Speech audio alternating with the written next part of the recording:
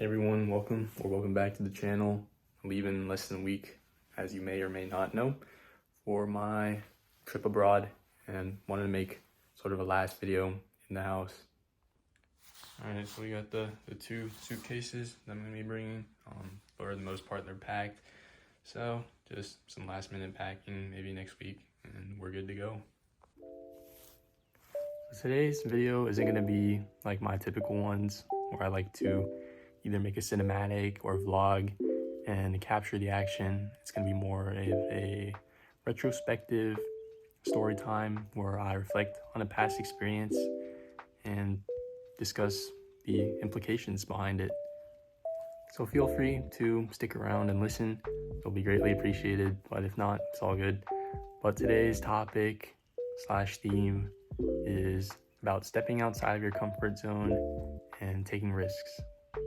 So again, next week I'm leaving for my study abroad, but thankfully this won't be my first time traveling internationally, and I'll just sort of talk about what happened during my first trip and some lessons that can be learned from it. So in August 2023, I had the wonderful opportunity to travel to Vancouver, Canada for about a week. First flight was to Boston, just another typical domestic flight, so I already had experience with this. Flight was great legroom, highly recommend JetBlue, great impressions. But short flight to Boston, landed smoothly and then made my way into the airport, but found myself a nice restaurant with great views.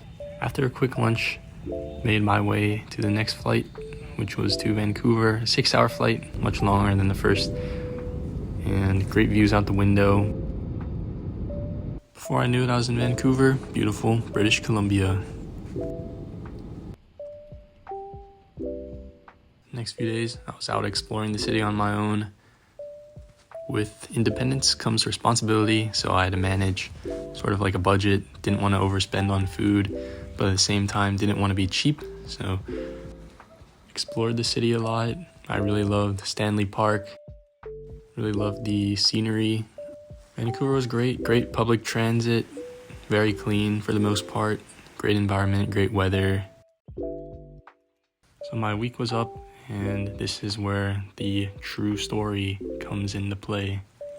It was a red-eye flight, left at like 10 p.m. local time, and then arrived in Boston at 5 a.m. local time.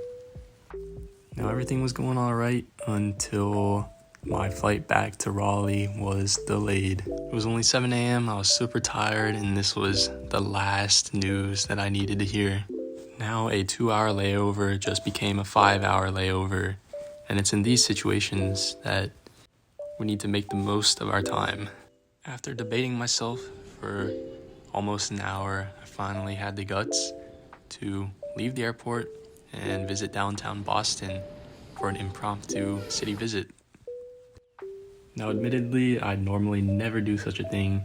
I'm definitely more on the safe side, but something just called out to me to live life and take a risk.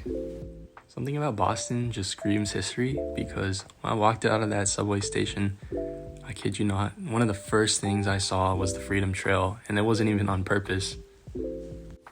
So I just followed the Freedom Trail and somehow made my way to Boston Common. Again, it was a beautiful morning. It was only 9 a.m., which still didn't really register to me because I was super tired.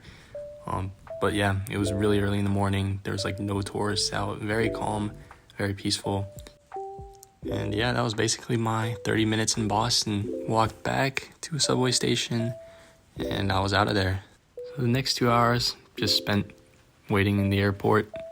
But I hope this story helps you step outside of your comfort zone and take some more risks to make your life more interesting.